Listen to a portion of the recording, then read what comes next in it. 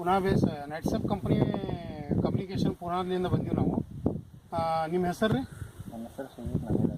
ಸುಧೀರ್ ನಲ್ವಡೆ. ಮುಂದೆ ಇದು ಯಾವ ಏರಿಯಾ ಬರ್ತೈತೆ ರೀ? ಇದು ಮುಧೋಳ ತಾಲೂಕು ಜಮಗಿ ಏರಿಯಾ. ಮುಂದೆ ಇಲ್ಲಿ ಪ್ರಾಡಕ್ಟ್ ಕೊಟ್ಟ ನಂತರ 2 ಸಲ ನೀವು ಯೂಸ್ ಮಾಡಿರಿ?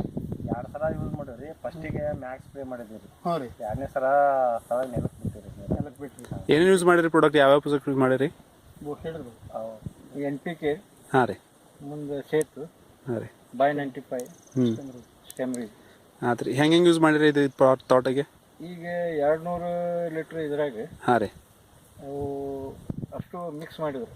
ಮಿಕ್ಸ್ ಮಾಡಿ ನೆಲಕ್ಕೆ ಬಿಟ್ಟು ಮತ್ತೊಮ್ಮೆ ಸ್ಪ್ರೇ ಮಾಡಿದ್ವಿ. ಸ್ಪ್ರೇ ಏನೇನು ಮಾಡಿರಿ?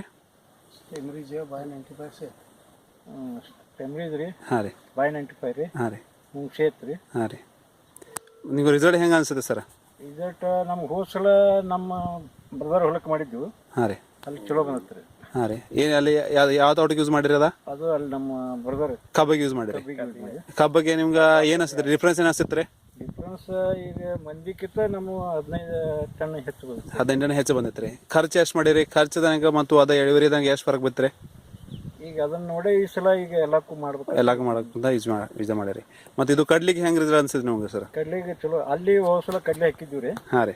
ಅದು ಕಡ್ಲಿ ಚಲೋ ಬಂದಿತ್ತು. ಅದಕ್ಕೆ ಇಲ್ಲಿ ಕಡ್ಲಿಗೆ ಆಯ್ತು ಇದಕ್ಕಾಯ್ತು ಸ್ಪ್ರೇ ಮಾಡಿದ್ವಿ. ಹಾಂ ರೀ.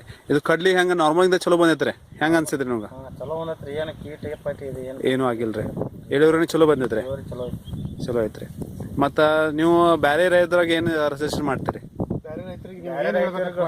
ಬೇರೆ ರೈತರಿಗೂ ನಮ್ಗತ್ತೆ ಯೂಸ್ ಮಾಡ್ರಿ ಅಂತ ಹೇಳಿ ನೀವೆಲ್ಲ ಪೂರ್ತಿ ಸ್ಯಾಟಿಸ್ಫೈ ಇದ್ದೀರಿ ನಮ್ಮ ಪ್ರಾಡಕ್ಟ್ ರಿಸಲ್ಟ್ ಬಗ್ಗೆ? ಏನೂ ಪ್ರಾಬ್ಲಮ್ ಇಲ್ಲ ನಿಮ್ಗೆ? ಚಲೋ ಐತ್ರಿ ಎಲ್ಲ ಪ್ರಾಡಕ್ಟ್ ರಿಸಲ್ಟ್? ಆದ್ರೆ ನಮಸ್ತೆ ಸರ್.